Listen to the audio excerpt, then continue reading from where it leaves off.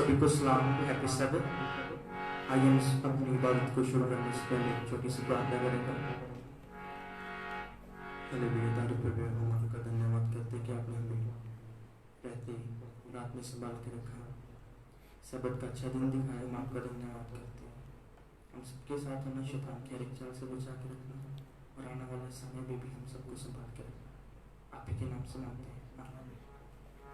आइए हम सब लोग मिलकर सॉन्ग नंबर 169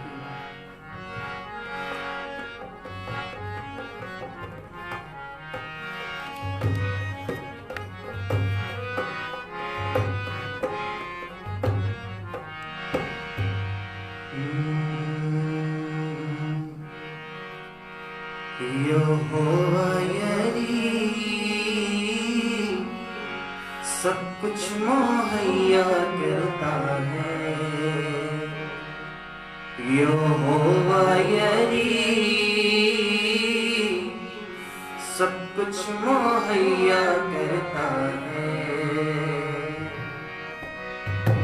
अपने जलाल की दौलत के मुहाफिज, अपने जलाल की दौलत के मुहाफिज, तेरे लिए मेरे लिए सब कुछ मुहैया करता है। यहोवा यरी सब कुछ मुहैया करता है। यहोवा यरी सब कुछ मुहैया करता है।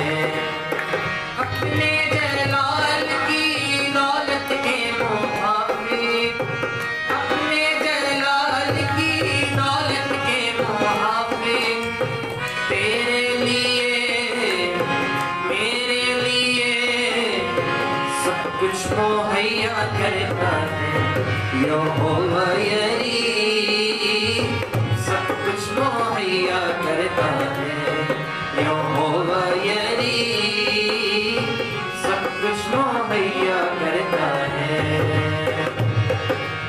आसमानी में आगीत यीशु देता है, आसमानी में आगीत यीशु देता है। पापिरों की संगत से संगीत देता है, पापिरों की संगत से संगीत देता है। तेरे लिए मेरे लिए सब कुछ मुहैया करता है। यहोवा यरी सब कुछ मुहैया करता है। यहोवा यरी सब कुछ मुहैया करता है। अपने जलाल की दौलत के मुहाफिज, अपने जलाल की दौलत के मुहाफिज, तेरे लिए मेरे लिए सब कुछ मुहैया करता है। यहोवा यरी सब कुछ मुहैया करता है। यहोवा यरी सब कुछ मुहैया करता है। बंद दरवाज़ों को वो खोल देता है, बंद दरवाज़ों को वो खोल देता है। आंधी और तूफानों को वो रोक देता है, आंधी और तूफानों को वो रोक देता है।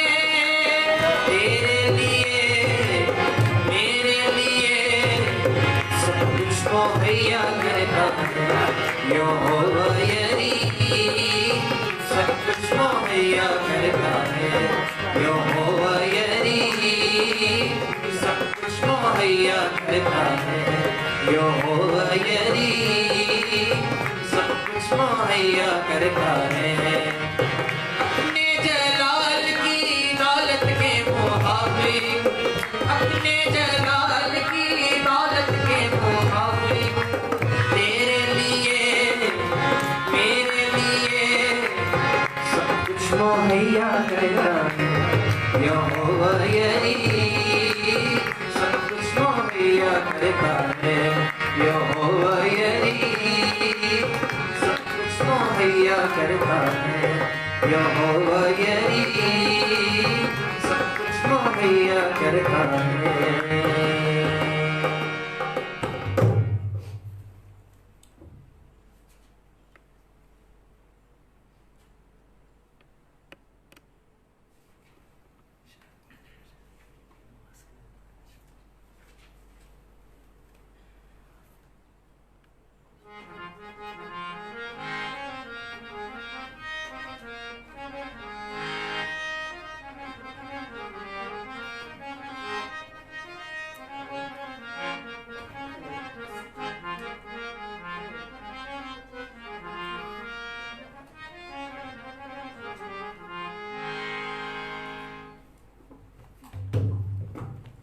आइए हम सब लोग मिलकर सॉन्ग नंबर 45 गाएंगे। रब की होवे सना हमेशा, रब की होवे सना, रब की होवे सना हमेशा, रब की होवे सना, रब की होवे सना हमेशा, रब की होवे सना, होवे मदा सराही, रब की होवे मदा सराही, उसके नाम की सना, उसके नाम की सना हमेशा, रब की होवे सना, रब की होवे सना हमेशा, रब की होवे सना, रब के घर में होवे सिताई, रब के घर में होवे सिताई, उसकी भालो सना, उसकी भालो सना हमेशा, रब की होवे सना, रब की होवे सना हमेशा, रब की होवे सना, जय के जोर से फूको नरसिंगे, जय के जोर से फूको नरसिंगे, बड़ी बत्ती बीन बजा, बड़ी बत्ती बीन बजा हमेशा, रब की होवे सना, रब की होवे सना हमेशा, रब की होवे सना, तार तार साजो पेड़ा नीचे रो, तार तार साजो पेड़ा नीचे रो, डफे और तबला बजा,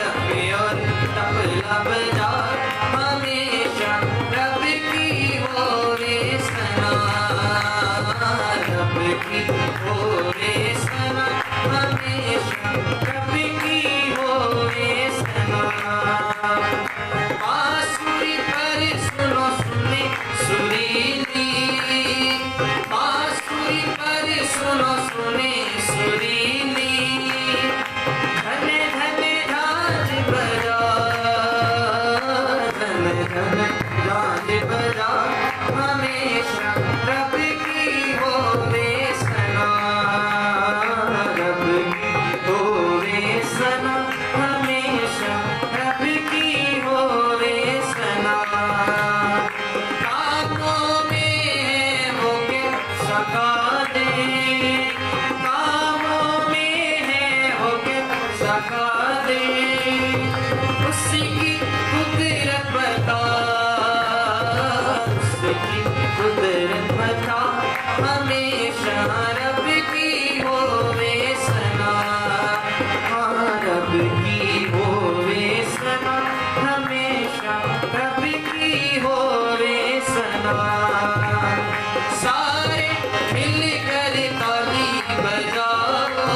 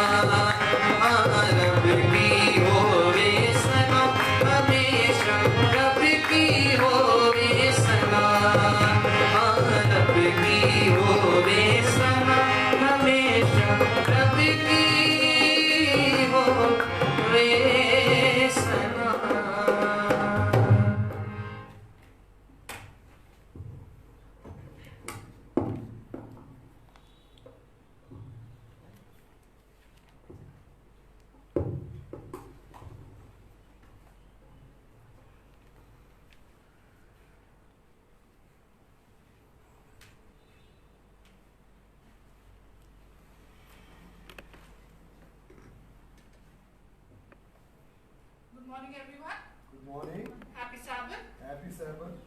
I would like to welcome each one of you for this Sabbath school program this morning. If you have your Bibles with you, please turn with me to the book of Psalms, chapter 18. The book of Psalms, chapter 18, and we will be reading verses 1 and 2. It says, I will love you, O Lord, my strength. The Lord is my rock and my fortress and my deliverer. My God, my strength, in whom I will trust. My shield and the horn of my salvation, my stronghold. With this verse, I would like to once again welcome each one of you for this Sabbath school program. This morning, may we be blessed as we worship the Lord. एक बार फिर मैं आप सबका स्वागत करना चाहूंगी Sabbath school program के लिए। अगर आपके पास आपकी बाइबल्स हैं, आप Psalm chapter 18 निकाल सकते हैं और हम वर्सेस 1 और 2 पढ़ेंगे। इसमें कहा गया है, उसने कहा, यहोवा मेरी शक्ति है, मैं तुझ पर अपनी करुणा दिखाऊंगा। यहोवा मेरी चट्टान, मेरा गढ़, मेरा शरण स्थल है। मेरा परमेश्वर मेरी चट्टान है, मैं तेरी शरण में आया हूँ। उसकी शक्ति मुझे बचाती है। यहोवा ऊंचे पहाड़ों पर मेरी शरण स्थल है। इसके साथ मैं आप सबों का स्वागत करना चाहूंगी सैबथ स्कूल प्रोग्राम के लिए। और इस सुबह का प्रोग्राम कुछ इस तरह है। फीचर टॉक जो है प्रिसिला मातो के द्वारा ली जाएगी और मिशन रिपोर्ट शैरन मसीह के द्वारा ली जाएगी। आइए अब हम अपने प्रोग्राम को शुरू करने के लिए हिंदी किताब से गाना नंबर 117 गाएंगे। सॉन्ग नंबर 117, तेरा लहू तेरा लहू।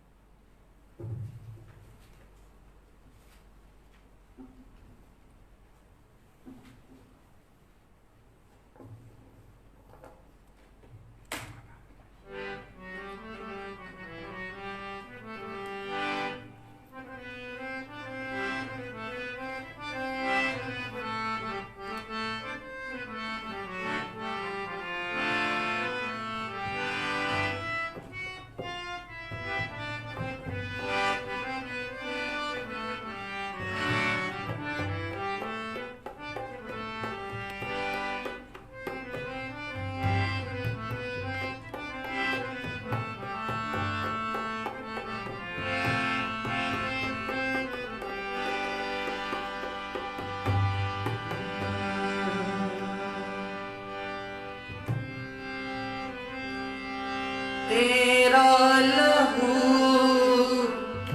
तेरा लहू तेरा लहू तेरा लहू तेरा लहू पाक करता है। तेरा लहू कुव्वत देता है। तेरा लहू पाक करता है। तेरा लहू कुव्वत देता है।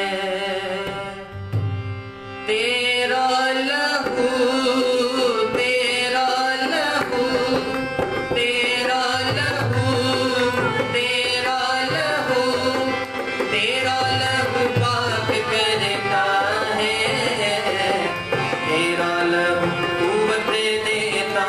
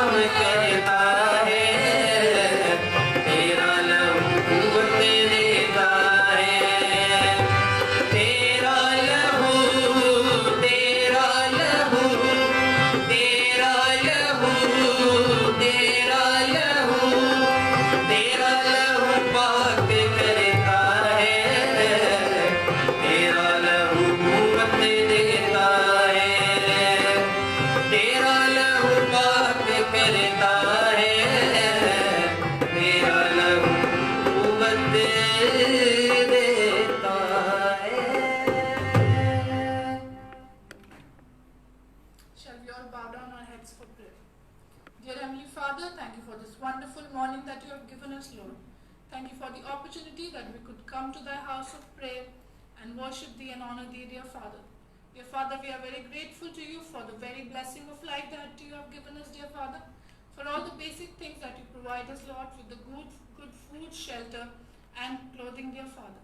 At times we are very ungrateful to you, dear Lord, and we forget your bountiful mercies, Lord. But you are a merciful God, and you continuously remind us that how much you love us, dear Father. Dear Lord, be with each one of us present over here. Would like to specially surrender the participants in thy care and keeping. Bless them, touch their lips, whatever they say, Lord, it may be from thy side. Would like to specially remember the families of those who have lost their loved ones, dear Father. Touch them, give them assurance from above that when you come in the clouds of heavens, Lord, they may be able to see their loved ones once again. Dear Father, once again we like to surrender each one of us in thy care and keeping. Bless people around us who are in their homes, O Lord. Bless them, take care of them. Thank you for protecting us from all these dangers that are in the outside world, dear Lord. Bless us and guide us. This short prayer ask in thy holy name. Amen.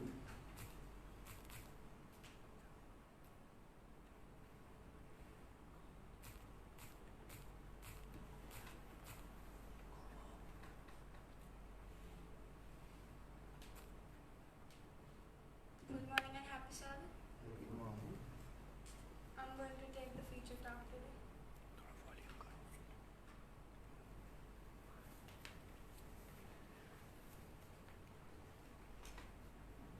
So मेरा topic है the new birth.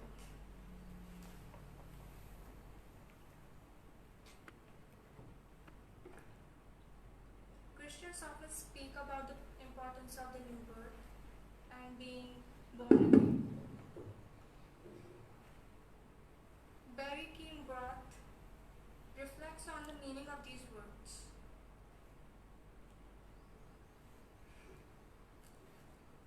I don't need my car washed, said the man. I need a new car. The driver joked about his old clunker after he stopped at the church car wash. But he wasn't joking. His car really was in a bad shape, judging by the dents and rust. Even a thorough cleaning wouldn't do much for it.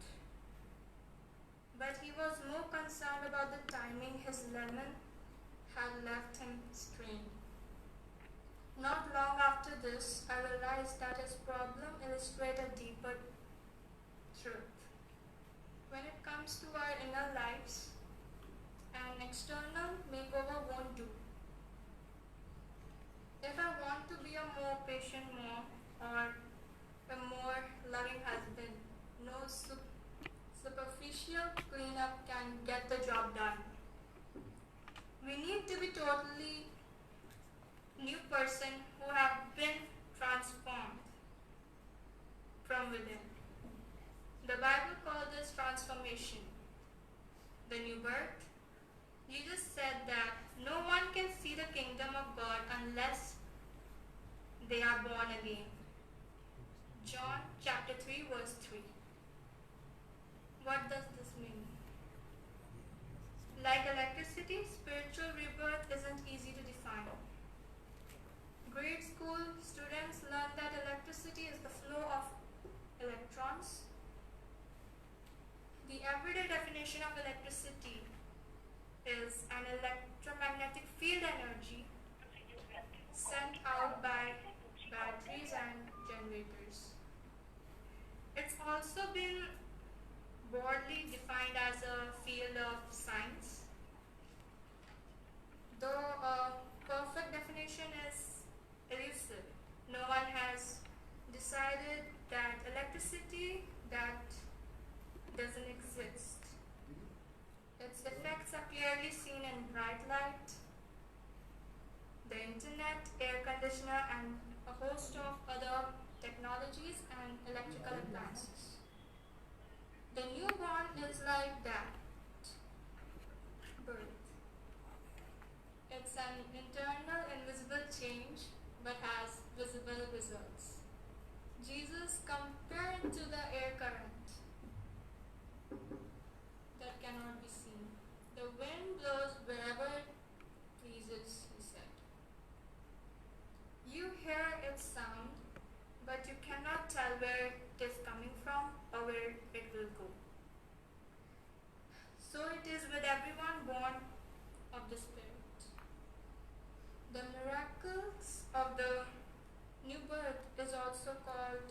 conversion, and it's beyond our understanding. Nevertheless, we see the result in lives changed from revulsion to loyalty, hatred to love, and discourage to hope and purpose. How Jesus explained it? The Jewish leader Nicodemus got a lesson of conversion when he approached Jesus late one night to ask some questions. The wealthy aristocrat started the conversion with a compliment about Jesus' miracles. But Jesus didn't waste time in compliments. He turned the conversation matter, Nicodemus' spiritual life. No one can see the kingdom of God unless they are born again. Nicodemus was startled, a kingdom too pure for him to see. He was a respected elder and a teacher of Hebrew Old Testament. He was also a member of the Jewish ruling council known as the Sanhedrin. He was shocked to learn that even an educated, cultured, and devout man like himself needed the same about face as a Greek or a Roman who did not know anything about the law of God. Humbled, he inquired further, how can someone be born when they are old? He asked. In reply, Jesus said that the new birth is a work of the Holy Spirit. Very truly I tell, no one can enter the kingdom of God unless they are born of water and the Spirit. This puzzled the speaker more and prompted another question. How can this be? That's a particular quarrel that we should all ask at some times of our life. Jesus used an example from history to clarify his point. Sometimes after the Israelites left the Egypt, they found themselves surrounded by venomous snakes. And many of the people were dying from the snake's bite. So God told Moses to craft a brass serpent, mount it on a pole, and lift it high for everyone to see. The people were told that if they look at the brass image and believe in God's power to heal them, they would not die. Sure enough, everyone who believed and looked survived. Jesus explained that this incident was a model of the plan of salvation. He said, just as Moses lifted up the snake in the wilderness, so the Son of Man must be lifted up, that everyone who believed may have eternal life in him. Just as the Hebrew were to look and live, so God wants us to believe at Jesus, that Jesus can forgive our sins and deliver us from their death. A changed life. When we surrender to Christ by faith, we begin to experience a change in our life and choices and goals. The Apostle Paul called this a mental transformation.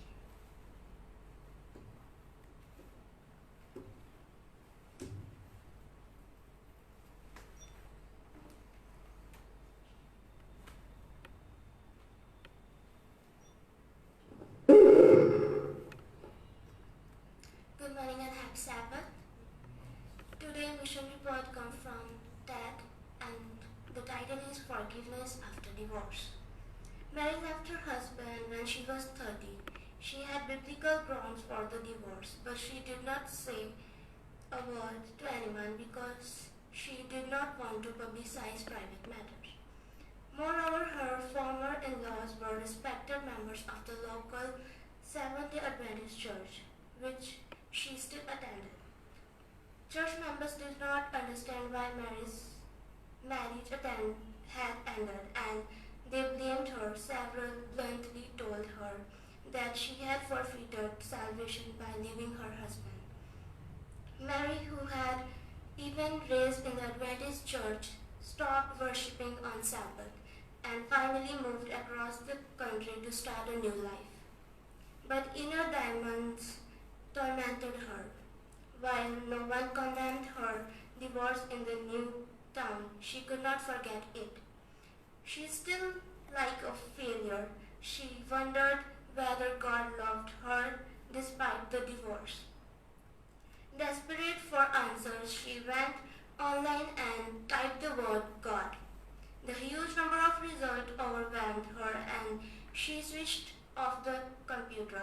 Turning on the television, she clicked through the channels. A channel run by charismatic Christian denomination catch her attention, but the faith, healing, and speaking in tongues frightened her.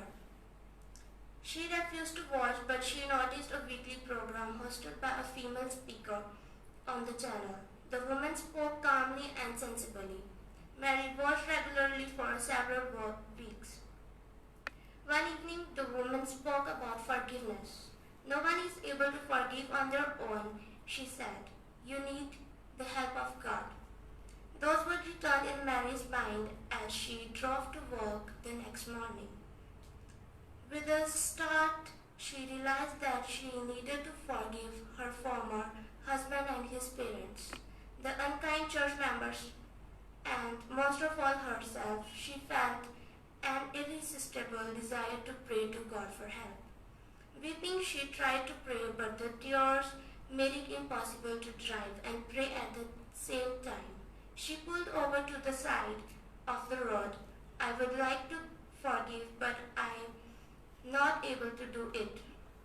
She prayed, if I get forgiveness as a gift, I will follow you. Almost immediately came the reply, I will help you. A kind male voice said. Mary cried even more, but now she was weeping for joy. She knew that heaven had heard her prayer and promised to help.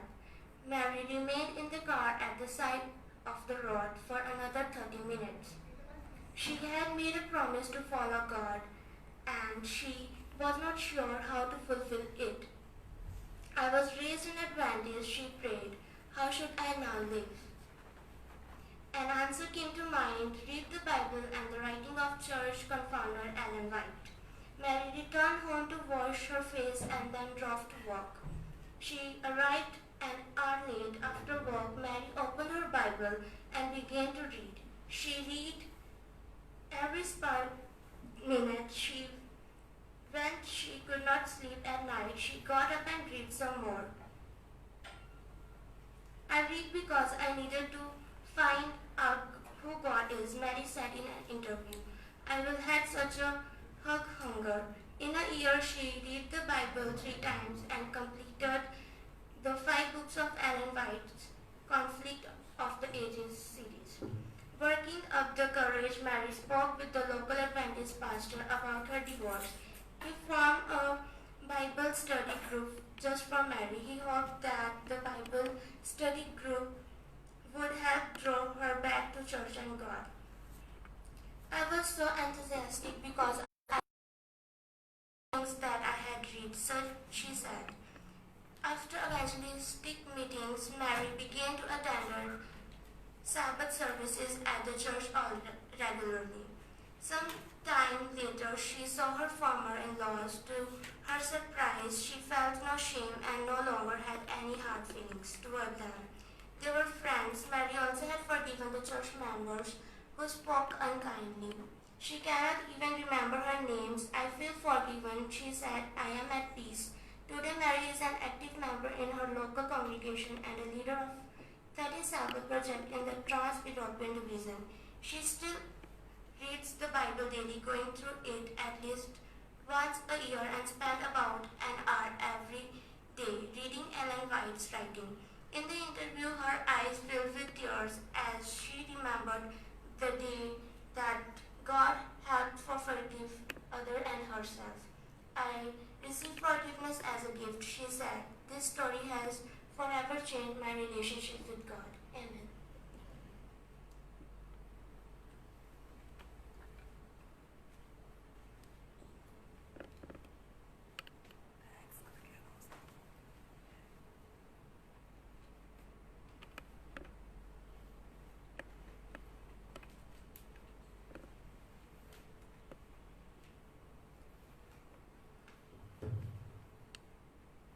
I would like to thank Priscilla and Sharon for taking up the mission report and the feature talk. Now it will be followed by lesson study and it will be taken by Mr. Wilkin.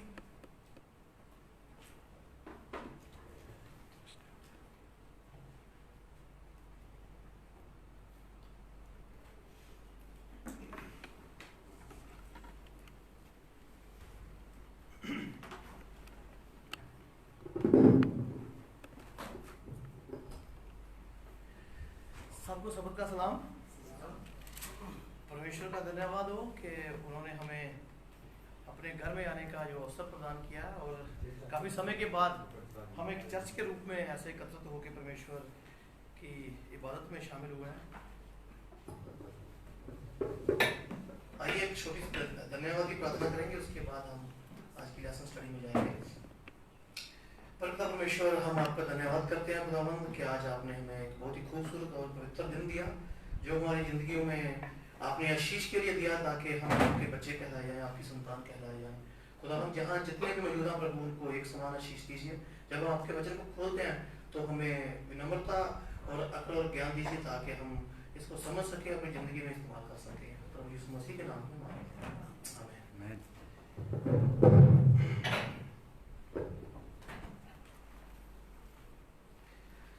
ये इस जो तिमाही का second last जो हमारा lesson था इस बार का, जो हमने 13 जून से 19 जून तक पढ़ा, और उसके बाद हमारे पास सिर्फ एक लेसन बचा है। उसके बाद हमारी नई किताब आएगी, उसमें से हम पढ़ेंगे। और ये इसका जो शीर्ष था, जो विषय था, वो था कठिन अनुच्छेद से निपटना। जो कठिन सब्जेक्ट्स हैं जो हमारे लिए कोई भी हो सकते हैं, जैसे हमारी अगर हम जिंदगियों में अगर हम जी रहे हैं, या कह रहे हैं हमारी जो आदतें हैं वो भी कठिन सब्जेक्ट हमारे लिए हो सकता है। और कई तरह के जो बाइबल में से जो किस्से जो समझने वाले हैं, या कुछ भविष्यवाणियाँ हैं, या कुछ ऐसी मुश्किल चीज़ें हैं जिसको हमने समझना है, वो भी हमारे लिए कठिन सब्जेक्ट हो सकते हैं। तो सबसे पहले हम देखेंगे परमेश्वर की किताब बाइबल, उसका हम 2 पीटर उसकी 3 अध्याय में जाएंगे, जो कि इस बार के जो याद वचन भी है। और दूसरा कोई भाई हमें दानियल की किताब उसका 11:35 निकाल दीजिएगा। 2 पीटर उसका 2 अध्याय, 2 पीटर उसका 3 अध्याय, उसकी 15 और 16। अगर किसी ने निकाल लिया तो पढ़ सकते हैं प्लीज। और हमारे प्रभु के अधीन को उद्धार समझो, जैसा हमारे प्रिय भाई पौलुस ने भी उस आज्ञा के अनुसार जो उसे मिला तुम्हें लिखा है, वैसे ही उसने अपनी सब पत्रियों में भी इन बातों की चर्चा की है, जिसमें कुछ बातें ऐसी हैं जिनका समझना कठिन है, और अनपढ़ और चंचल लोग उनके अर्थों को भी पवित्र शास्त्र की न्याय बातों की तरह खींच तान कर अपने ही नाश का कारण बनाते हैं। यहाँ पे ये शब्द आते हैं अनपढ़ और चंचल। मेरे पास अलग तर्जुमा है, उसमें लिखा हुआ है अज्ञानी और अस्थिर। यहाँ पे अनपढ़ को अज्ञानी लिखा गया है, और जो चंचल है उनको अस्थिर लिखा गया है। कि जो बाइबल के जो हवाले हैं, बाइबल में से जो शिक्षाएं हैं, उन पे वो अस्थिर हैं, उन पे उन्होंने अभी तक अपने आप को पक्का नहीं किया है कि हाँ हमारा विश्वास ऐसा है। जैसे कई लोग ऐसे हैं जो कहते हैं कि हमारे लिए तो खुदा का दिन कोई भी है, हम हमारे लिए संडे भी होता है, हमने मानना है जो भी मानना है। ऐसे अपनी जो मनुष्य के अपने व्यक्तिगत सिद्धांत है उनको वो बाइबल के ऊपर वो ठोसते हैं, उनके प्रयास करते हैं कि हाँ जी जो हम कर रहे हैं वो ठीक है, और वो अपने ही सर्वनाश का कारण बनते तो हैं, लेकिन साथ साथ कई बार पूरी कलीसिया को वो उजाड़ देते हैं। जो उनके संपर्क में आते हैं, जो उनके विचारों को पसंद करते हैं, वो उनकी एक अलग श्रेणी बन जाती है।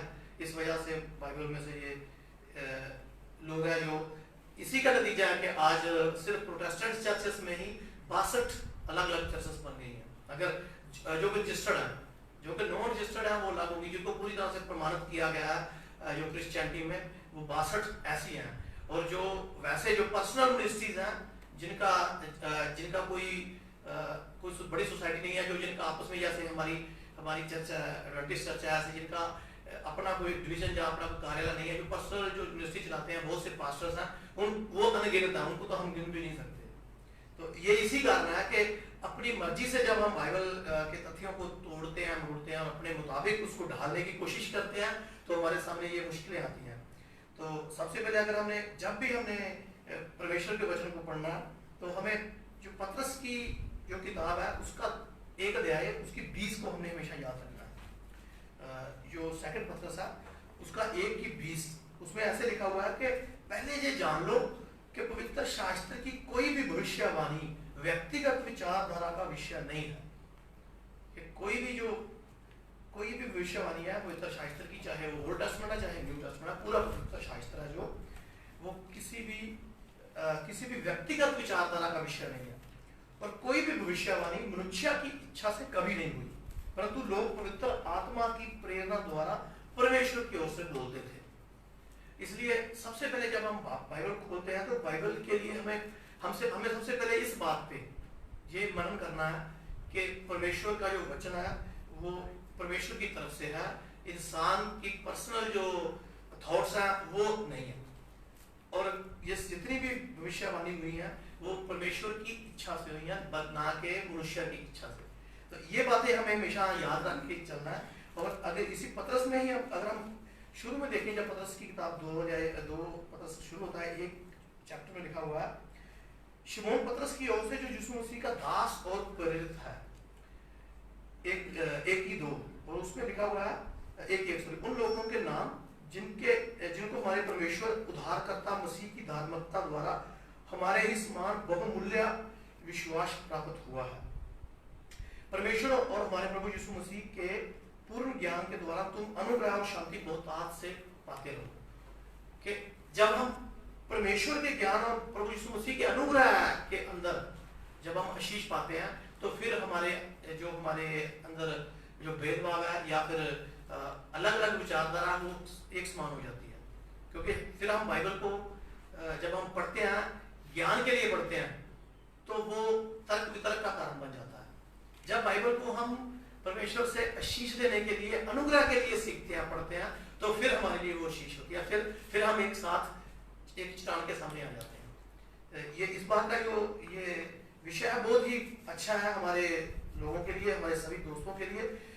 मैं किसी से निवेदन करूंगा, कोई 2 तीमुथियुस उसका 2 अध्याय उसकी 10 से लेकर 15 आयत हमने देखनी है।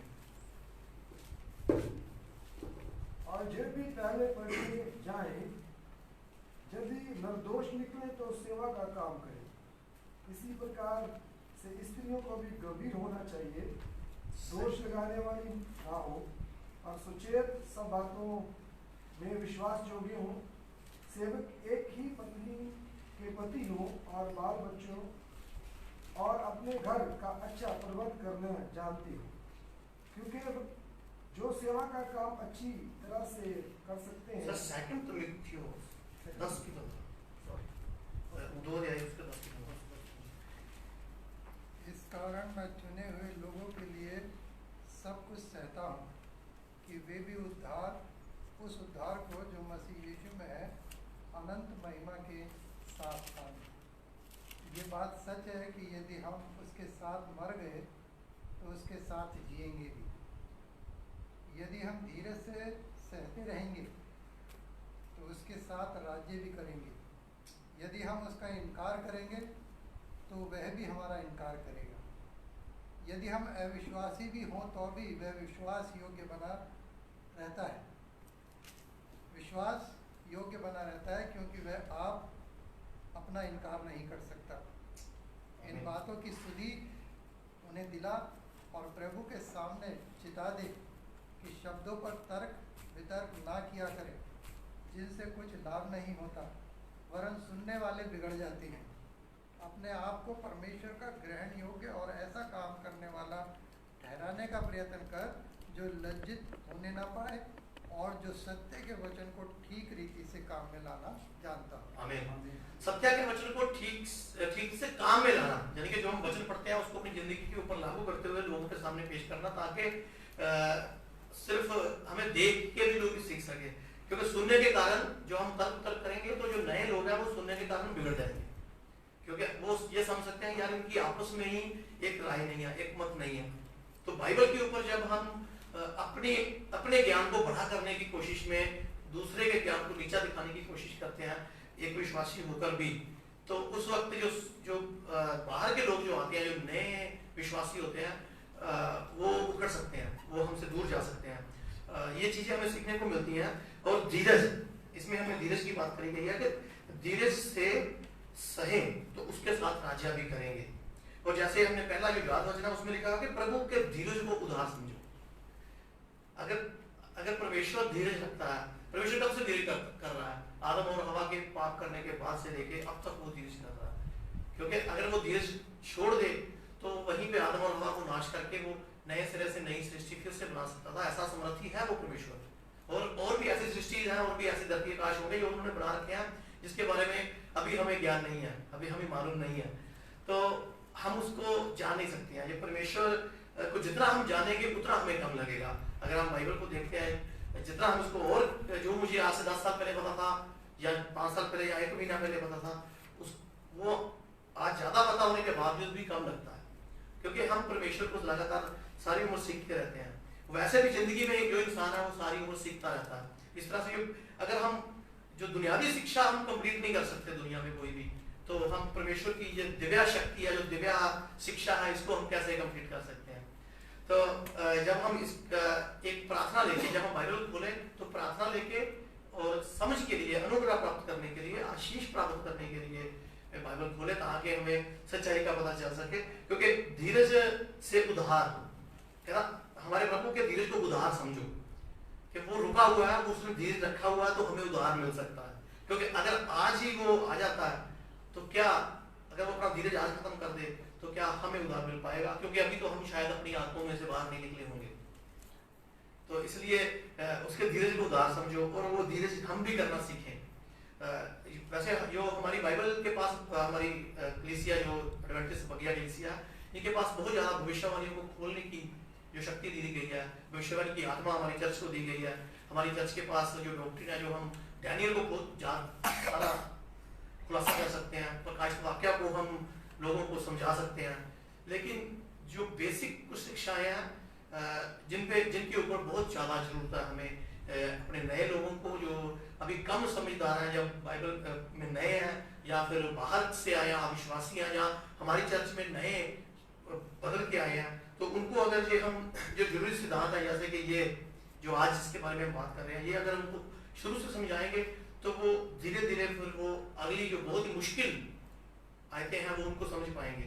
जैसे एक शुक्रवार के चैप्टर में लास्ट में आता है कि जो आपस में विचार करने वाली बात है कि जब यीशु मसीह क्रूस पे कुर्बान हो रहे थे, तो वहां पे एक चोर ने बोला कि मैं आपको अपना खुदा मानता हूँ, कि आप मेरा ख्याल रखना, मेरा स्मरण रखना प्रभु। तो यीशु मसीह ने कहा कि मैं तुझसे सच सच कहता हूँ, आज तू मेरे साथ स्वर्ग लोक में होगा। वो हिब्रू जो ग्रीक की भाषा है उसको अनुवाद किया जाता है, जैसे हम कई बार बात करते हैं कि मैं तुमसे कहता हूँ आज तू मेरे साथ स्वर्ग में होगा। वहीं पे जो आज के बाद एक फुल स्टॉप आता है, जिसको समझने की जरूरत है कि मैं तुमसे सच सच कहता हूँ आज, यानी कि मैंने आज तुमसे सच कह दिया कि तू मेरे साथ स्वर्ग में होगा। और जो लोग समझते हैं वो कहते हैं कि यीशु ने कहा कि आज तू मेरे साथ स्वर्ग में होगा। अगर यूना की किताब उसका 20 अध्याय उसकी 17 आयत में देखते हैं, तो यीशु मसीह जब बाहर आते हैं कब्र से, तो मरियम मगदलीनी उनको भाग के छूने की कोशिश करती है, तो वो कहता है रुको, अभी मैं अपने पिता के पास नहीं गया हूँ। लेकिन यीशु मसीह तब तक स्वर्ग में खुद नहीं गए थे, तो 3 दिन पहले वो उसको कैसे कह सकते थे कि आज तो मेरे साथ स्वर्ग में होगा? यीशु तो जी उठने के बाद जब मरियम को मिलने के बाद जब दोबारा यीशु मसीह फिर से प्रकट हुए कमरे के अंदर चेलों के पास, तो उसने जब एक चेले को बोला कि उसको कि मेरे हाथ लगा के देख ले, कि तू मुझे छू कर देख लो कि मेरे हाथ में सुराख है, तो देख का विश्वास कर। तो उस वक्त वो उनसे मिला, उनके साथ वो उसने आलिंगन भी किया, रोटी भी खाई। तो उस वक्त वो यूसुफ जो प्रभु थे वो स्वर्ग जाके वापस आ चुके थे अपने पिता के पास जाकर।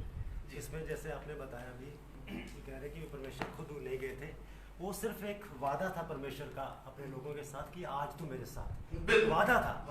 वो मुकर्रर कर दिया गया कि आप जब मैं आपने आऊँगा दूसरी आमद में तो आप मेरे साथ जा सको, एक वादा था, लेकिन वो परमेश्वर खुद नहीं गए थे। बिल्कुल बिल्कुल सही बात है। और अगर देखें हम कि समुपदेशक उसकी 9:5 में कि जो जीवित है वो जानते हैं कि हम मरेंगे, और जो मर चुके हैं उनका स्मरण भी आता है, उसको कुछ नहीं मालूम। जैसे अगर आप अपनी जिंदगी में बहुत कई बार थक जाते हो, थकने के बाद आप सोते हो, तो कई बार आपकी सभी की जिंदगियों में ऐसा हुआ होगा कि आप रात को 10 बजे सोए हो और पता नहीं चला कब सुबह के 6 बज गए। तो आपने सोचा यार मेरी नींद पूरी हो गई, मैं फ्रेश हो गया हूँ, लेकिन इतना समय इतनी जल्दी से चला गया। तो वो जब वो चोर मरा तो उस वक्त मर गया, मरने के बाद जब उसकी आंखें खुलेंगी तो उसके लिए आज ही होगा, क्योंकि वो सोया हुआ है। ये भी एक भविष्यवाणी है। जब वो सो गया तो जो उठेगा तो बोलेगा हाँ अरे मैं कल रात ही तो मरा था, या आज ही तो मरा था, मैं आज फिर से मैं स्वर्ग में हूँ। तो इसलिए वो ऐसे भी हम इस बात को समझ सकते हैं कि जो परमेश्वर का जो हमारे लिए जो कल है या आज है, वो परमेश्वर के लिए आज कुछ और है, जो हमारा एक दिन है परमेश्वर का एक। In other words, you can say that it's assurance. या assurance है, बिल्कुल। वो उसके लिए एक अगर कहा जाए बीमा हो गया उसके लिए, कि निश्चित हो गया कि आप लोग तुम स्वर्ग में होगे। परमेश्वर ने उसके लिए उनको बता दिया। और जो लोग यहाँ पे लिखा था, जो लोग ईश्वरीय प्रकाशन और प्रेरणा की बाइबल को शिक्षा को खारिज कर देते हैं, वे अक्सर उन कठिनाइयों के विरोधाभास और त्रुटियों के तौर पर घोषणा करते हैं। बहुत से लोग हैं जो सिर्फ बाइबल को इसलिए पढ़ते हैं कि हम इसमें त्रुटियां निकालें, इसमें से विरोधाभास करें, उसमें से कुछ खामियां निकालें और लोगों के सामने रखें और उनको बताएं कि ये ऐसे है और वैसे है। बहुत ज्यादा खासतौर पे जैसे कि अगर हम मोहम्मदन को देख लें, वो हमेशा कहते हैं कि प्रभु जो खुदा है, यीशु मसीह खुदा नहीं है, वो खुदा का बेटा नहीं है, वो रूहे पाक है, वो रूहे खुदा है, वो धरती पे आया, कुंवारी पे पैदा हुआ, लेकिन मरा नहीं, बिना मरे वो स्वर्ग चला गया, दोबारा आएगा।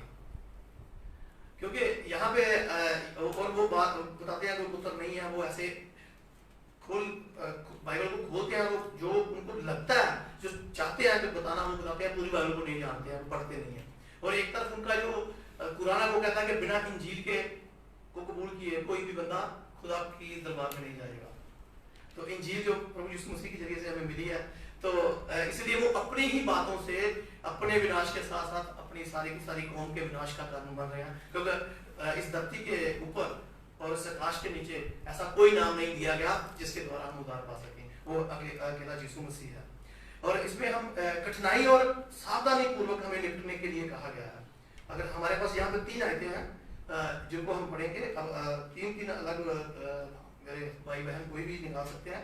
एक इतिहास की कोई 29 अध्याय उसका 17 आयत निकाल ले, फर्स्ट इतिहास, और दूसरा कोई भाई नीति वचन उसका 2:7, और तीसरे कोई बहन 1 तीमुथियुस उसकी 4:16।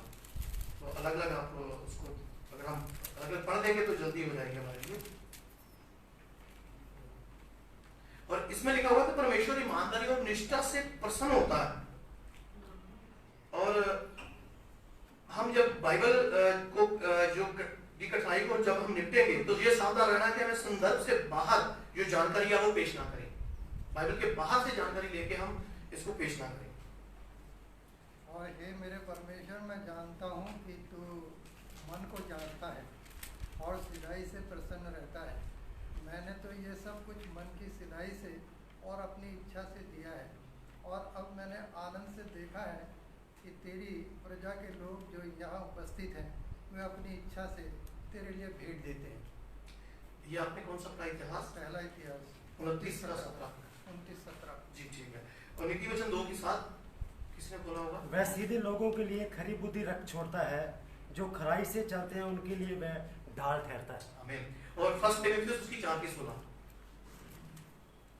अपने ऊपर और अपनी शिक्षा पर चीज ध्यान दे और इन बातों पर ध्यान रहे, क्योंकि ऐसा करने से तू अपने और अपने सुनने वालों के बुराई का कारण होगा। जी, कि शिक्षा पर ध्यान दे और शिक्षा के ऊपर चल ध्यान देना होता है कि चलना। ये विश्वास है वो बिना एक्ट के विश्वास नहीं होता है। विश्वास प्रकट होने की बात होती है, सिर्फ विश्वास कर लिया नहीं होता, विश्वास को चलाना होता है। जैसे कि अब्राहम ने परमेश्वर विश्वास किया, वो धर्मी ठहराया गया। अब्राहम ने विश्वास किया था, घर पे बैठा नहीं था, वो विश्वास करके वो अपने बेटे की कुर्बानी देने तक चला गया था। तो अपने विश्वास को या आपने जो शिक्षा लेते हो उसको आप ध्यान दो, उस पर ध्यान दो कि उस पर चलो, तो फिर आप लोगों के दूसरों के लिए उद्धार का कारण बनोगे। तो नीति वचन में भी यही लिखा गया है। और अगर हम ये देखते हैं कि ईमानदारी से हमें, अगर हम बाइबल को पढ़ते हैं और कठिन परिस्थितियों में भी हम अगर उस पर खड़े रहते हैं, तो परमेश्वर का वो दिन देखने पाएंगे जो उन्होंने हमारे साथ वादा किया होगा। उसके अगले दिन की में हम देखते हैं कि विनम्रता को कैसे निपटना है, विनम्रता के साथ किस तरह से हमें चलना है। कोई भी मुश्किल परिस्थिति आती है तो हम विनम्र रह सकते हैं। अगर आपको दो लोगों के बीच में या तीन लोगों के बीच में अगर आपको कोई आदमी शर्मिंदा कर दे या आपको कोई बुरी बात बोल दे, आपकी किसी कमी को उजागर कर दे, तो कितने % आदमी है जो उसका जवाब नहीं देंगे या उसको सामने वाले को उसकी कमी नहीं बताएंगे। वहां पे विनम्रता से हम कभी पेश आते हैं, क्योंकि प्रभु यीशु मसीह ने तो उनके लिए भी दुआ मांगी जिन्होंने उसके मुंह पे थूका, जिसने उसके सर के उसके कपड़े भी फाड़ दिए, उसको बुरा भी बोला। तो वो हमारे लिए एक उदाहरण ठहरा है। उससे बड़ी विनम्रता तो हो नहीं सकती हमारे लिए। एक वो हमारे खुदा थे, लेकिन उन्होंने हमें जो वो परमेश्वर ने कहा कि मूसा से बड़ा कोई हलीम आदमी इस धरती पर पैदा नहीं हुआ, कि मूसा इतना हलीम था कि उसने लोगों के लिए कह दिया खुदा को कि आप मेरा चाहे नाम काट दो लेकिन लोगों को बचा लो। लोगों के लिए वही लोग उसके ऊपर उंगली उठाते थे कि तू क्या ज्यादा बड़ा याजक है, तेरे से तू ज्यादा बड़ा नबी है, तेरे से ज्यादा कोई बात करता खुदा, हमसे नहीं कर सकता। तो वो फिर भी उनके साथ नमर रहा, उनके लिए परमेश्वर से विनती करता रहा कि परमेश्वर आप इनको नाश मत करो। अगर कोई और होता, अगर महत्वाकांक्षी होता या कोई मेरे जैसा कोई स्वार्थी होता जिसको खुदा ने कहा था कि मैं तेरे से एक नई कौम को निकालूंगा, तेरी कौम को मैं इस्राएल का देश दे दूंगा, तो मैं तो कहता ठीक है, मेरी कौम मेरे से होके जाएगी, मेरे जो बच्चे हैं सिर्फ वही जाएंगे, मैं तो मेरे लिए तो अच्छा है। लेकिन उसने नहीं कबूल किया। विनम्रता जो हमें बाइबल में बहुत मिलती है। अगर हम विनम्रता अगर दुनिया में बाहर एक आपको छोटा सा किस्सा सुनाऊंगा कि इंसानों में भी जब कोई बंदा विनम्र होता है तो वो भी सम्मान पाता है। नीति वचन 18:12 में लिखा हुआ है कि सम्मान पाने से पहले नम्रता आती है। जिसके पास नम्रता आती है उसके पास सम्मान आता है। आप मेरे ख्याल में सभी सचिन तेंदुलकर को जानते होंगे। वो एक प्लेयर तो बेशक बहुत अच्छा था, लेकिन उससे ज्यादा अच्छा वो इंसान है, वो बहुत ज्यादा नम्र था। एक शकील मुश्ताक नाम का एक ऑफ स्पिनर है, पाकिस्तान की टीम में हुआ करते थे। वो अपना एक बात बता रहे थे कि एक मैच में मैं लगातार सचिन को शीटाकशी कर रहा था, लगातार उसको तंग कर रहा था, उसके ऊपर व्यंग कस रहा था, उसको छेड़ रहा था कि वो अपना आपा खो बैठे और गलत शॉट खेले और चला जाए, आउट हो जाए। तो मैं जब भी आता, जब उसके पास से गुजरता तो उसको कोई ना कोई कमेंट पास करके चला जाता। तो 4-5 ओवर के दरमियान मैंने उसको बहुत तंग किया। तो पानी का ड्रिंक्स का ब्रेक हुआ तो उसने मुझे अपने पास आवाज लगाई। सचिन ने उससे पूछा कि यार मैं तुम्हें बहुत अच्छा आदमी समझता हूँ और मैंने कभी तुम्हारे किसी भी बात पे तुम्हें बुरा नहीं बोला और तुम मुझे लगातार गलत बोल रहे हो और मैंने तुम्हें कोई जवाब भी नहीं दिया, लेकिन तुम्हें इस तरह नहीं करना चाहिए। तो वो बोला कि मैं इतना शर्मिंदा हुआ कि उसके बाद मैं अपनी बॉल सही तरह से नहीं कर पाया।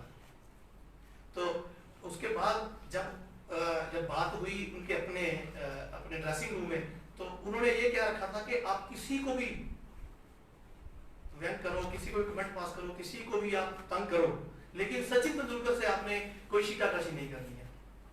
तो यह है कि विनम्रता की वजह से कि वो बोलते नहीं थे, जवाब नहीं देते थे, वो अपनी किसी भी बात का जवाब अपने मुंह से नहीं देते थे, अपनी परफॉर्मेंस से देते थे। तो इस तरह से अगर हम दुनिया के लोगों अगर दुनिया का एक जो बाहर की बात की है हमने बाइबल से कि इंसान अगर इंसानों में सम्मान पा रहा है अपनी विनम्रता की वजह से, तो अब यदि हम परमेश्वर के पास, अगर हम परमेश्वर के सामने विनम्र हो जाएं तो फिर हमें सम्मान क्यों नहीं मिलेगा। इसके साथ एक वचन है याकूब की किताब, उसका 4 अध्याय उसकी 16 आयत। याकूब की किताब है, उसका 4 अध्याय उसकी 16 आयत। उसमें लिखा हुआ है कि इसलिए तुम परस्पर अपने पापों को मान लो और एक दूसरे के लिए प्रार्थना करो और चंगाई प्राप्त करो। और धर्मी जन की प्रार्थना से सब कुछ हो सकता है कि तुम एक दूसरे के सामने पाप मान लो, एक दूसरे के सामने अपने आप को नमन कर लो। अगर हम इंसान के सामने नमन होंगे तो फिर हम एक दूसरे की गलतियां नहीं निकालेंगे, बल्कि उनको समझाएंगे और उसको बुरा नहीं बोलेंगे लोगों के बीच में। ये विनम्रता है, ये हमें हमारे लिए बहुत जरूरी है। अगर विनम्रता हमारे पास नहीं होगी तो मैं समझता हूँ कि शायद हम परमेश्वर का राज्य नहीं देख पाएंगे। अगर हम हलीमे में नहीं रहेंगे, अगर हम एक झटके में किसी की गलत चीज को या अगर हम गाड़ी में जा रहे हैं या गाड़ी चला रहे हैं, किसी ने कोई अचानक हमारे आगे आ गया तो हमने फटक से उसको गाल दे दी, तो अपने गुस्से को कंट्रोल भी नहीं किया, तो फिर हमने कोई नमूना पेश नहीं किया कि हम मसीह हैं। तो ये चीजें छोटी छोटी बातें हैं जो हमें इस बार से सीखने को मिल रही हैं इस पूरे हफ्ते के दौरान। इससे पहले हमें दृढ़ संकल्प और धैर्य, इसको हम देखेंगे कि उचित समय पर कटनी काटना होता है, कि सब्र का फल मीठा होता है। अगर हम सब्र का फल रखें, ये हमने दुनिया में सीखा कि सब्र का फल मीठा होता है। तो बाइबल में से जो गलातियों की किताब है उसका 6:9 में लिखा हुआ है कि अगर तुम परमेश्वर के अंदर बने रहो तो उचित समय पे कटनी काटोगे। जो सही समय आएगा उसमें तुम अगर भलाई के साथ चलोगे तो तुम्हें टाइम मुझे बता दीजिएगा प्लीज, जब भी होना हो मुझे इशारा कर दीजिएगा, तो तुम उचित समय पे वो कटनी काट पाओगे। तो ये बहुत जरूरी है कि हमें अपना जो धैर्य रखना है, हमें अपना संकल्प रखना है। कोई भी जो सफल आदमी है, चाहे वो दुनिया में किसी भी तरह का इंसान सफल हुआ हो, उसके पीछे की कहानी बहुत बड़ी होती है। जो उसने अपने आप के साथ एक जो डिटर्मिनेशन थी उसकी, उसने जो फैसला कर रखा था कि मुझे ये करना है, वो करके रहता है। उसके पीछे उसकी जो मेहनत है वो हमें नजर नहीं आ रही होती, लेकिन हम उसकी जो प्राप्ति होती है वो उसको देख रहे होते हैं कि उसने इतना प्राप्त कर लिया। लेकिन उसने उससे पहले जो दृढ़ संकल्प किया था वो हमें मालूम नहीं था। मूसा को परमेश्वर ने कहा था कि तू चल, और मूसा ने उसके बाद परमेश्वर पे बात मान के इतनी बड़ी दुनिया को सच में ये बहुत हैरानीजनक बात है कि कोई बंदा अपनी जगह छोड़ के बिना कुछ जाने, बिना कुछ आगे का देखे, 20 लाख लोग रास्ते में कहाँ रुकेंगे, कहाँ खाएंगे, कहाँ सोएंगे, पानी मिलेगा, रोटी मिलेगी, उनके पास 40 साल तक उनकी चप्पलें नहीं घसी थी। वो तो खुदा का एक करिश्मा था ना। लेकिन ये बात दिमाग में तो आती है, ये बात दिमाग में आती है कि हम ऐसा कैसे करेंगे। तो वो निकल पड़े, उन्होंने दृढ़ संकल्प कर लिया कि ठीक है हम खुदा की बंदगी के लिए जा रहे हैं, हम खुदा के लिए जा रहे हैं। तो खुदा ने उनके लिए वो सागर को भी 2 फाड़ करके उनमें से गुजार दिया। तो ये बात हम बाइबल पढ़ के चले जाते हैं आगे, लेकिन हम सोचते नहीं है कि इतना कैसे किया होगा। अगर आज हमें 20 लाख लोगों को खाना खिलाना हो तो हमें कितना पैसा चाहिए होगा। 20 लाख लोगों को हमें पानी पिलाना हो तो हमें कितना पानी चाहिए होगा। तो उनके लिए प्रबंध करना हो तो कितना चाहिए होगा। अगर एक छोटी सी बात करूँ, 20 लाख लोगों को अगर टॉयलेट में जाना हो तो टॉयलेट की व्यवस्था कितनी चाहिए होगी। ये सारी चीजें अगर आप ध्यान से देखें तो कितने करिश्माई काम थे जो खुदा उनके लिए कर रहे थे। तो वो किसके लिए कर रहे थे? क्योंकि अब इसलिए कर पा रहे थे खुदा उनके लिए क्योंकि वो उनके लिए निकले थे। दृढ़ संकल्प कर लिया था उन्होंने कि हमें करना है, तो धीर किया हुआ था। हालांकि वो बीच बीच में गिर रहे थे, बीच बीच में वो परमेश्वर को लगातार शिकायत करते थे, मूसा पे कुड़कुड़ाते थे, लेकिन मूसा का जो संकल्प था वो बहुत बड़ा था, उस वजह से वो चले जा रहे थे। और इसके बाद हम देखेंगे कि जो पवित्र शास्त्र में प्रार्थना पूर्वक हमें मुश्किलों से निपटना है। जब भी कोई हमारे ऊपर समस्या आती है या किसी के पास हम जाते हैं, जैसे आप अपनी कक्षा में जो बच्चे हैं वो एग्जाम देने के लिए जाते हो, तो एग्जाम देने से पहले आप दुआ करें। घर से निकलते हो दुआ करो, एग्जाम देते हुए दुआ करो कि मैं अच्छा से कर पाऊँ। अगर कोई बीच में कोई ऐसा क्वेश्चन आता है जिसका आपको याद भूल गया है या फिर आपको याद नहीं है तो उस वक्त भी आप दुआ कर सकते हो।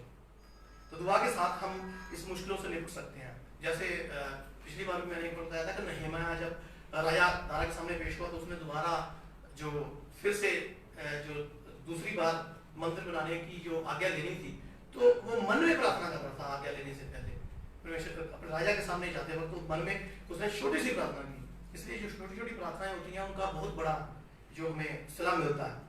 तो इसमें यदि आप पवित्र शास्त्र के अनुच्छेद को नहीं समझते हैं तो अन्य बाइबल अन्य अनुच्छेद से प्रकाश इकट्ठा करने का प्रयास करें। तो आपको वो चीज़ मिल सकती है।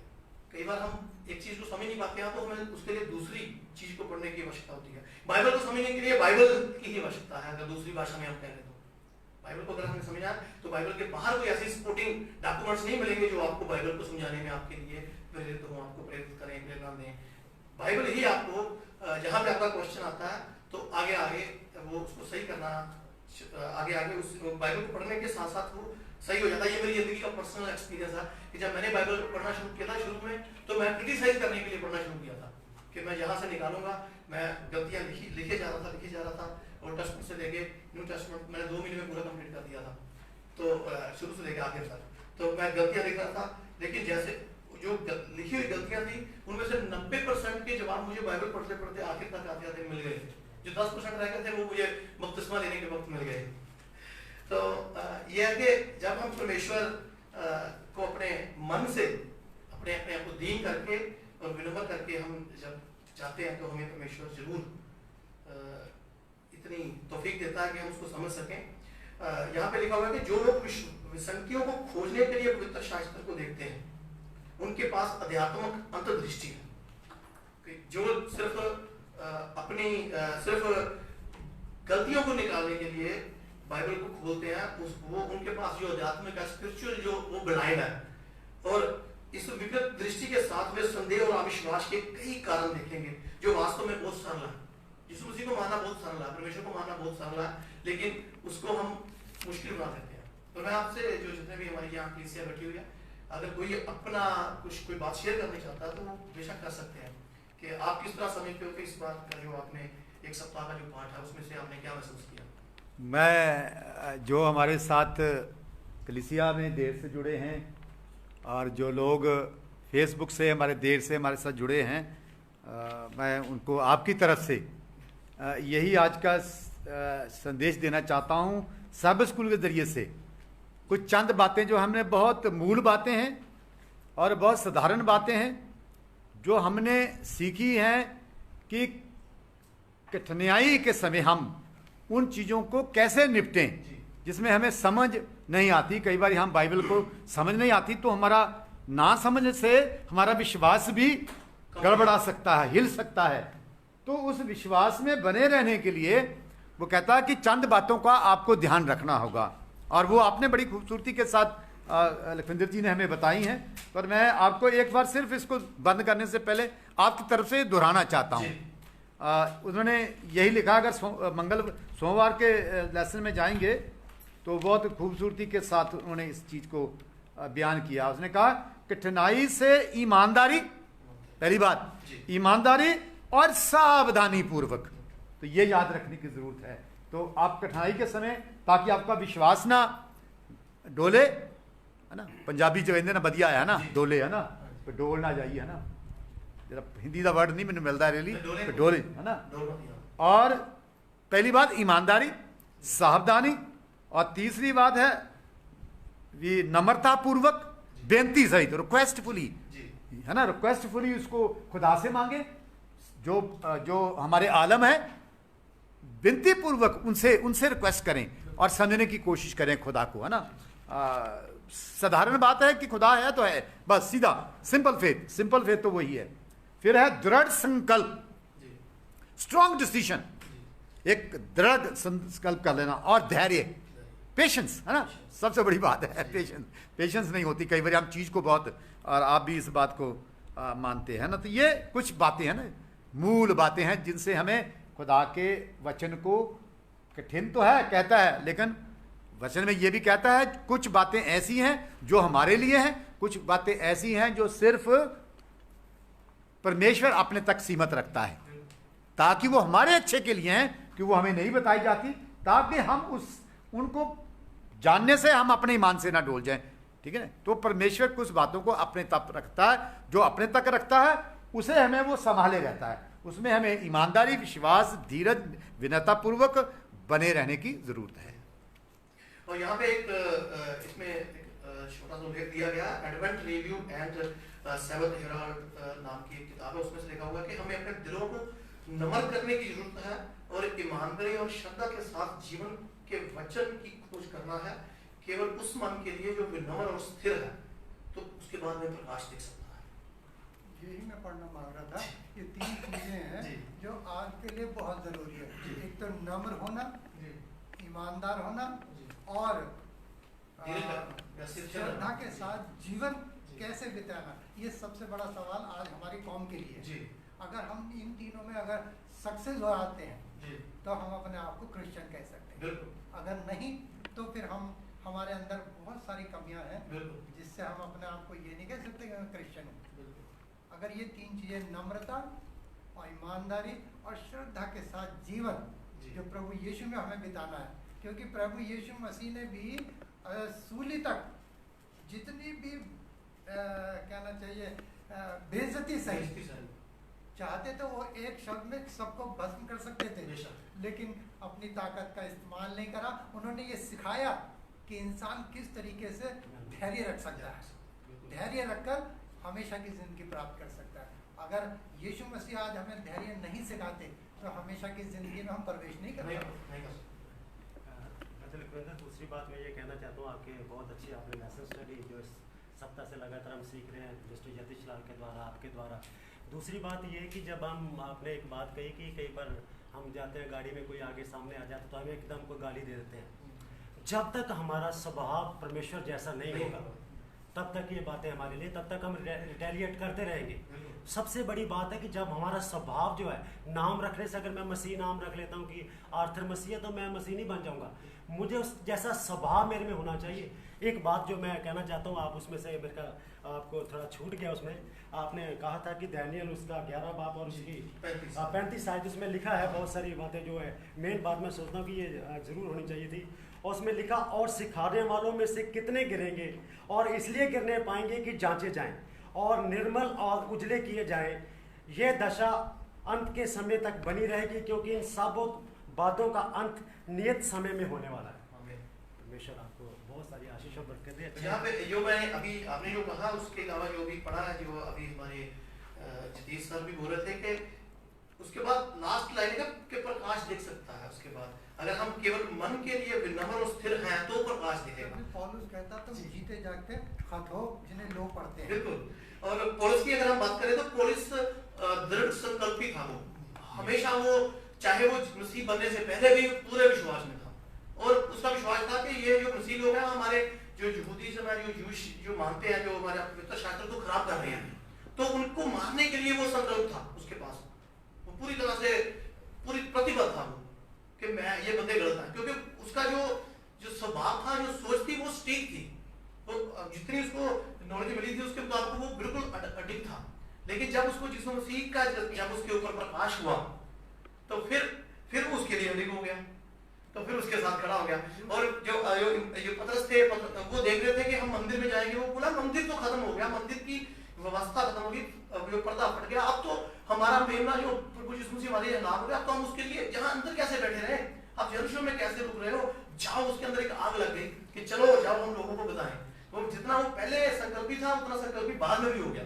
वो पहले जो दृढ़ संकल्प जो उसने कर लिया उसे वो करना था। तो यीशु मसीह ने उसको देखा कि जो संकल्प कर लेता है उसे वो करेगा। जब यीशु मसीह ने उसे पकड़ा और समझाया कि तुझे मेरे लिए कितने दुख उठाने पड़ेंगे, तो उसको एहसास हुआ और उसने उसी संकल्प के साथ प्रभु यीशु मसीह का जीवन बिताया। और ये भी बात पक्की थी कि अगर यीशु मसीह उसके पास खुद पेश ना होते तो शायद वो नहीं बनता, क्योंकि लोगों की बात को नहीं मानता था। वो अपने को स्कॉलर समझता था, वो समझता कि मेरे से ज्यादा पवित्र शास्त्र की जो ज्ञान है वो किसी को है ही नहीं। तो ऐसा होता है कि जब हम, लेकिन अगर हम अपने विश्वास पे पक्के हैं, सच्चे हैं, तो यीशु मसीह खुद भी हमें दर्शन देता है, हमें खुद भी बता देता है कि तुम्हें ये करने की आवश्यकता है। तो आइए हम धन्यवाद करते हैं उस खुदा का जिसने हमें सबसे बड़ा जो सब्जेक्ट है वो है पेशेंस रखना, धीरे रखना, विनम्र रहना, ईमानदारी से बर्ताव करना। आइए हम दुआ में जाएं। सर्वशक्तिमान परमेश्वर पिता, हम आपका धन्यवाद करते हैं। परमेश्वर, आप हमारे लिए उदाहरण स्रोत हो, आपने हमारे सामने विनम्रता का और धीरज का नमूना रखा, और आपने हर तरह की शर्म भी सह ली और वो बेइज्जती सहकर परमेश्वर आपने मुंह नहीं खोला और हमारे लिए वो कुर्बानी दी, ताकि आपके लहू से हम बचाए जाएं, ताकि हमारे जो पाप है आपके लहू के अंदर धोए दिए जाएं। खुदा, हम धन्यवाद करते हैं परमेश्वर, जब हम आपको और ज़्यादा सीखते हैं, हमें पवित्र आत्मा दीजिए और हमें विनम्रता दीजिए और जिंदगियों में परमेश्वर हम आपके वचनों को इस्तेमाल कर सकें और लोगों के लिए भी उदाहरण बन सकें। अपने प्यारे प्रभु यीशु मसीह के पवित्र नाम से मांगते हैं, आमीन। ओके जी, thank you so much Lakhwinder ji आपके अच्छे लेसन स्टडी के लिए, आप सब लोगों के लिए। अभी हम आप सबका धन्यवाद करते हैं जो आप यहाँ हैं और फेसबुक के माध्यम से हमारे साथ जुड़े हैं, और हम दुआ करते हैं कि अभी डिवाइन सर्विस हमारी 4 या 5 मिनट के बाद शुरू होगी। तब तक मैं आपसे बेनती करता हूँ कि हमारे साथ बने रहें, और ख़ास करके जो फेसबुक के माध्यम से में हमारे साथ जुड़े हैं 5-4 मिनट के बाद फिर हमसे आपके साथ लाइव होंगे। परमेश्वर आपको आशीष करें, आमीन।